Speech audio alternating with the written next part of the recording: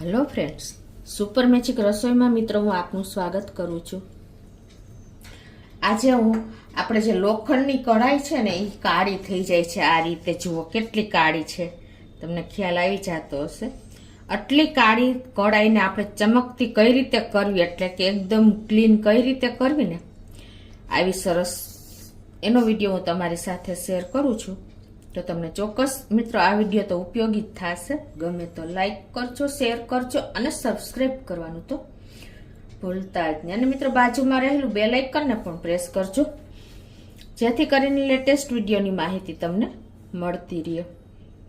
તો મિત્રો આ લોખંડ દાજી ગયેલું છે, એટલે એને કઈ રીતે આપણે દૂર કરવું ને એમાં શું કરવાનું છે। આપણે પહેલા તો ગેસ ઉપર આપણે કઢાઈને ચડાવશું અને ગેસ ઓન કરશું।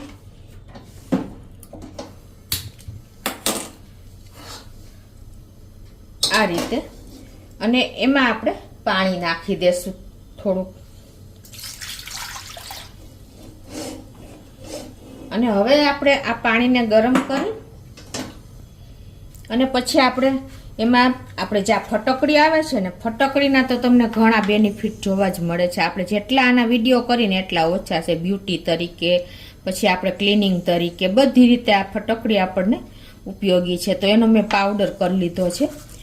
તો આ પાણી ઉકળે એટલે આપણે 1.5 ચમચી જેવો પાવડર નાખી દેશું। પાણી ઉકળી ગયું છે તો એમાં આપણે 1.5 ચમચી જેવી ફટકડી નાખી દેશું, ફટકડીનો પાવડર, અને એને આપણે આ રીતે જ ઉકળવા દેશું। તો આ જેમ ઉકળશે ને મિત્રો આપણે એકદમ ક્લીન થતું જશે। ફટકડી એટલું કામ કરે છે, બધી રીતે આપણને ફટકડી ઉપયોગી જ છે। આ જ્યાં જ્યાં પાણી અડશે ને ત્યાં પણ ક્લીન થતું જશે। હવે આ ફટકડી નાખ્યા પછી આપણે એમાં એક શેમ્પૂની પડીકી નાખી દેવાની છે। આ રીતે જો ફટકડી વાળું પાણી ઉકળે ને પછી આપણે એક શેમ્પૂની પડીકી નાખી દેશું એમાં, આ રીતે, અને એને આપણે આ રીતે મિક્સ કરી લેશું। હવે આને આપણે આ રીતે જ ઉકળવા દેશું, એકદમ ક્લીન થતી જશે। ધીમે ધીમે તમને બતાવું, થોડીક જ મિનિટોમાં આપણી કઢાઈ એકદમ સરસ થઈ જશે।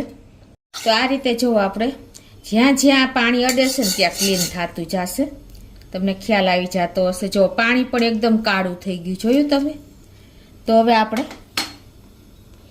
જ્યાં સ્ટીલની જારી આવે છે ને એનાથી તમારે આ રીતે ગરમ પાણી હોય ને તો આવી રીતે બ્રશમાં નાખી અને પછી તમારે એને આ રીતે સેજ આમ લગાવશો ને એટલે ઓટોમેટિક બધી જ કાળાશ દૂર થઈ જશે મિનિટોમાં જ। મિત્રો આ ફટકડીનો જાદુ છે। આ રીતે તમે જ્યાં જ્યાં લગાવતા જશો ને ત્યાં તમારી કઢાઈ ક્લીન થતી જશે। જુઓ મિત્રો, આપણે હવે ગેસને બંધ કરી દેશું અને આ રીતે આપણે થોડીક વાર આ રીતે રૂછું ફેરવશું જારી સ્ટીલની। જો મિત્રો તમને બતાવી પણ દઉં, જો ત્રાસું કરીને બતાવું છું, ખ્યાલ આવે છે તમને? હજી તો મેં હાથમાં જારી લીધી જ છે, આપણે કોઈ મહેનત તો છે જ નહીં। હવે મિત્રો આપણે ગેસ બંધ કરી દીધો છે અને સાઈડમાં લઈ લેશું, અને આને આપણે આ જ રીતે થોડીક વાર આ રીતે રૂછું ફેરવશું। 1-2 મિનિટ જ ફેરવશું ને તો એકદમ તમારી કઢાઈ ચોખ્ખી થઈ જશે। જો મિત્રો કેટલો મેલ નીકળો, તમને ખ્યાલ આવી જાય છે? આ મહેનત નથી કરતી, ખાલી લગાવું છું। તો આ રીતે આપણે મિત્રો મહેનત નથી કરી, પણ આ રીતે તમે ગરમ ગરમ પાણી બધે ફેરવશો ને એમ એકદમ ક્લીન થઈ જશે। હવે હું તમને પાણી કાઢીને પણ બતાવી દઉં। આપણે આ વેલણ કે કાંઈ પણ સ્ટીક હોય ને, બ્રશ છે, તમને જે ફાવે ને તમારે લઈ લેવાનું છે, અને આવી રીતે તમારે સેજ સ્ટીલની જારીએથી ઘસી લેવાનું છે મહેનત કર્યા વગર। અને હવે આને આપણે આ જે ગંદુ પાણી છે ને તમને કાઢીને બતાવું। આ પાણી પાછું હું બીજે વાસણમાં, લોખંડના વાસણ હોય ને એમાં પણ તમે ઉપયોગ કરી શકો છો। જુઓ મિત્રો આપણી કઢાઈ, આ ફટકડીની કમાલ છે મિત્રો, એકદમ ક્લીન થઈ ગઈ છે। તળિયું કેવું હતું મિત્રો તમને મેં બતાવ્યું ત્યારે ને અત્યારે કેવું છે।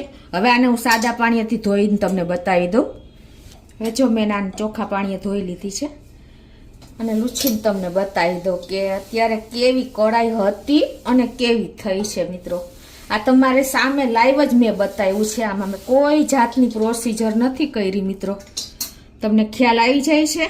હવે આને તમારે સેજ તેલવાળો હાથ મારી દેવાનો, એટલે લોંગ ટાઈમ સુધી તમારી કઢાઈ અવિનવી રહેશે. આ રીતે તમે વાસણ લોખંડના સાફ કરો ને પછી તમારે એનો કાટ ના લાગે ને એના માટે તમારે તેલવાળો હાથ મારવાનું ક્યારેય એવોઇડ નહીં કરવાનું. એના હિસાબે તમારે ક્યારે ટેન્શન નહીં રહે કે વાસણ કેવું હશે એમ. એની ટાઈમ તમે જ્યારે ઉપયોગ કરવા કાઢશો ને ત્યારે આવું ને આવું તમારું વાસણ રહેશે, કાટ નહીં ચડે મિત્રો. જો આ આપણી દાઝેલી કઢાઈ હતી, મેં તમને બતાવી હતી ને અત્યારે જુઓ મિત્રો, આવી સરસ કઢાઈ તમારે કોઈ પણ જાતની મહેનત વગર કરવી હોય ને તો તમે આ વિડીયો જોઈન કરજો મિત્રો. એકદમ ઈઝી પડશે. તો તમને ચોક્કસ મિત્રો આ વિડીયો ઉપયોગી થશે. ગમે તો લાઈક કરજો, શેર કરજો અને સબસ્ક્રાઈબ કરવાનું તો ભૂલતા જ નહીં.